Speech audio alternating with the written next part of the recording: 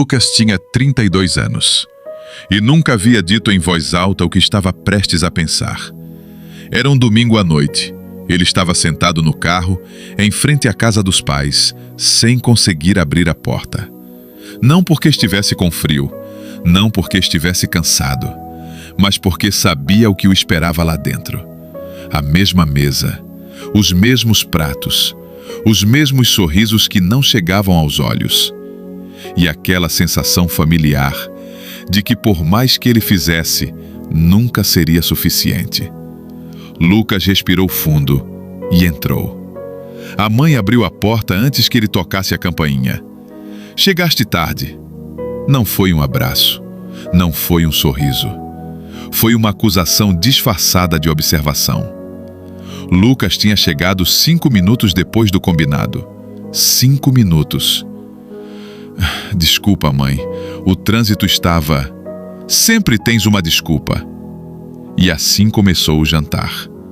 O pai sentado na cabeceira da mesa a olhar para o telemóvel, presente no corpo, ausente em tudo o resto. A mãe a servir a comida, a falar sobre os vizinhos, sobre a prima que acabou de casar, sobre o sobrinho que comprou casa, e a olhar para Lucas de um jeito que ele conhecia bem.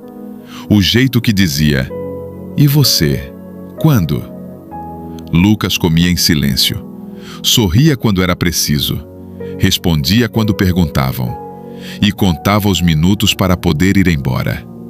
Na sobremesa, a mãe disse: "O teu irmão ligou hoje. Está a correr tão bem para ele. Aquela promoção foi mesmo merecida."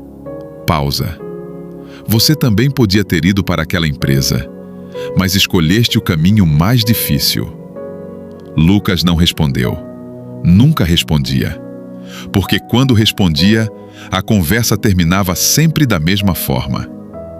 "Estou a dizer isto porque me preocupo contigo. Depois de tudo que fiz por ti, se realmente me amavas, não farias isso." E Lucas ficava sempre com aquela sensação de que a culpa era dele, de que ele era o problema.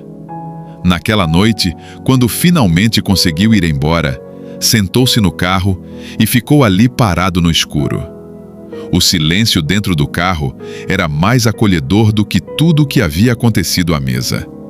E pela primeira vez em 32 anos, Lucas fez uma pergunta que nunca havia tido coragem de fazer. "Por que é que eu saio sempre daqui a sentir-me pior?" Não foi um pensamento dramático, não foi uma revelação iluminada, foi apenas uma pergunta honesta, feita num carro escuro, numa rua silenciosa, por um homem que estava cansado de fingir que estava bem. E essa pergunta mudou tudo. Porque até esse momento, Lucas achava que o problema era ele, que era sensível demais, que exagerava, que devia ser mais grato.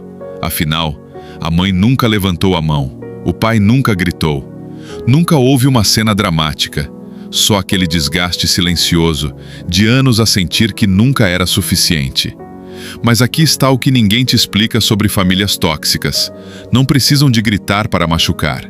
Não precisam de bater para deixar marcas.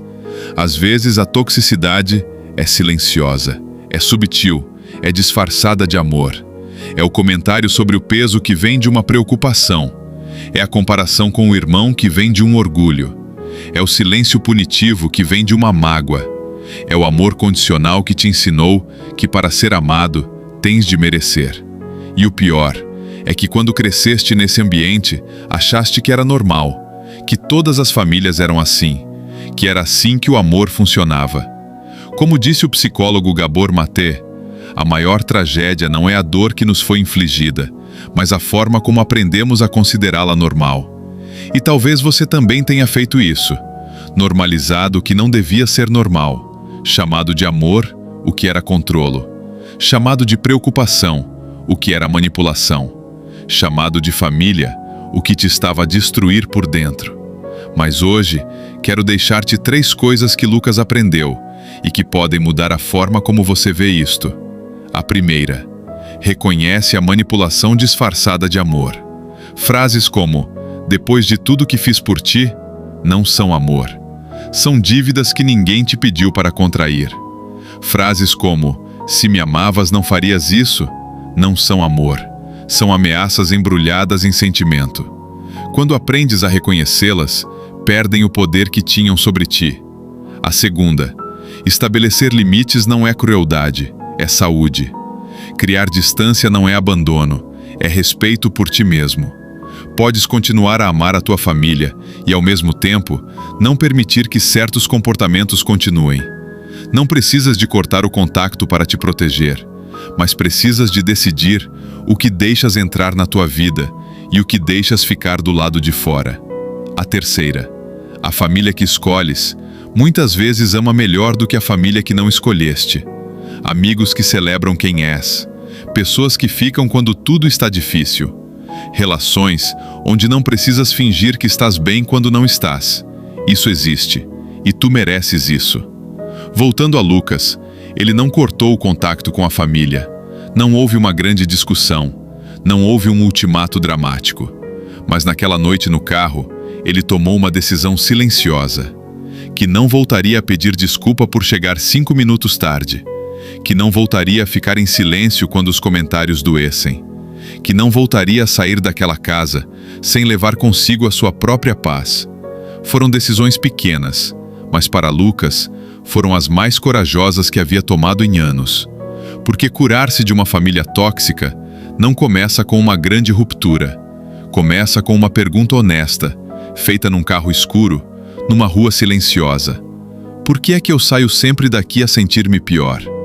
E talvez hoje seja o dia em que você faz essa pergunta, devagar, com coragem, com verdade. E talvez a sua virada comece exatamente aqui. Se este vídeo tocou algo que você guardou em silêncio por muito tempo, partilha com alguém que precisa ouvir isto. Às vezes, a cura começa quando alguém finalmente consegue dizer em voz alta o que você nunca teve coragem de dizer.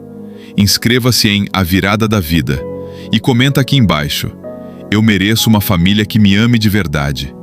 Ou, se preferires, conta a tua história aqui nos comentários, porque talvez a tua história seja exatamente o que alguém precisa de ler hoje. Até o próximo vídeo. Cuide-se.